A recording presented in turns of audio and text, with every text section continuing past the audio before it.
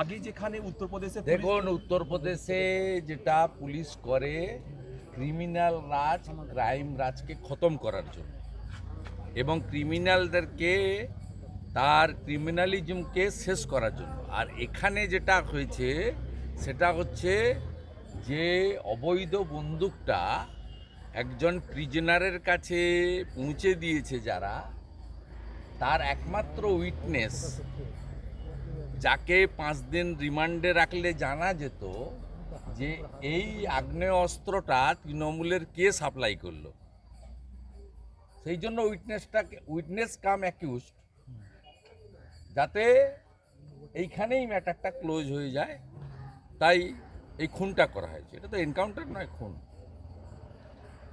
নওশাদ সিদ্দিকী বলছে বলির বকরা করা হচ্ছে, ইয়েকে সঞ্জয় রায়কে, দুজন জামিন পেয়ে গেল না, না, এবং আমি- সেখানে ডিলে হচ্ছে, কেন্দ্র রাজ্য যোগসাজশে তদন্ত না, একটু আমি ধীর গতিতে এটা চলছে। নিয়ে প্রশ্ন করব না, আমি বলবো না। আমরা এটা নিয়ে আমাদের পশ্চিমবঙ্গের সকলের স্ট্যান্ড, দেখুন এটা অভয়া ইস্যু রাজনীতির ঊর্ধ্বে, এটা একটা সামাজিক ব্যাধি এবং মর্মান্তিক, এবং এখানে যে কোনো রাজনৈতিক দল বা যে কোনো প্রফেশনাল লোক তার বাড়িতে কিন্তু শুধু তাদের মানসিকতা না, বাড়ির মধ্যেও নাড়া পড়েছে। আপনাদের নিজেদের বাড়িতেও এটা, কত সাধারণ মানুষ, লক্ষ লক্ষ লোক নেমেছে, কোনো রাজনৈতিক দলতে তো নামায়নি।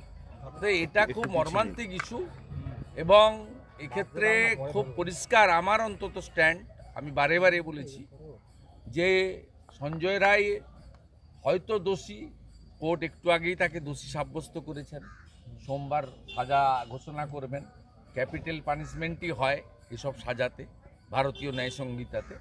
কিন্তু আমার যে দুটো টেকনিক্যাল ইস্যু ডাক্তাররা এবং ওনার আমাদের ডাক্তার বোনের কলিগরা তুলেছেন বা সিনিয়র ডক্টররা, এক্সপার্টরা তুলেছেন, এটা কিন্তু বিচারটাকে কমপ্লিট করতে হবে। এটা একটা আংশিক বিচার এবং একটা শুরুটা ভালোই হলো, কিন্তু এর অনেকটা এগোতে হবে। আমি মনে করি ইনভেস্টিগেটিং এজেন্সি, জুডিশিয়ারি, তাদেরকে এটা দেখা উচিত। এক হচ্ছে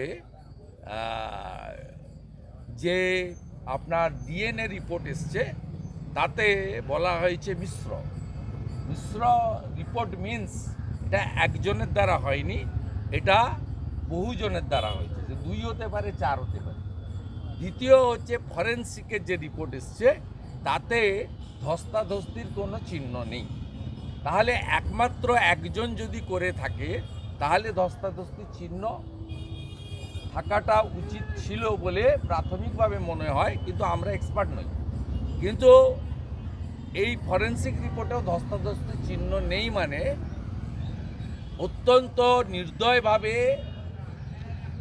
অবর্ণনীয় যন্ত্রণা দিয়ে বহু সংখ্যক ব্যক্তির উপস্থিতিতে বা তাদের এই যে জানোয়ারকেও লজ্জা দেওয়া যায় যে কায়দায় তারা এটা করেছে, তাতে তাকে রেপ এবং খুন করা হয়েছে।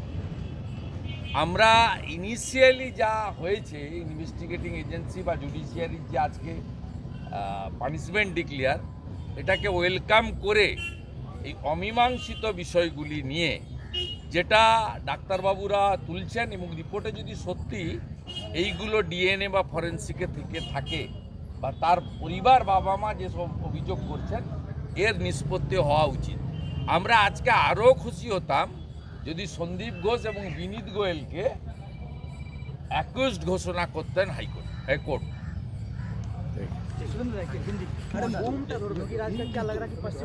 देखिए, जोगी जी का वहाँ जो हो रहा है वो सुरक्षा के लिए जोगी जी कर रहा है, खास करके व्यापारी, बेटी, बहन, ये सुरक्षा के लिए किया।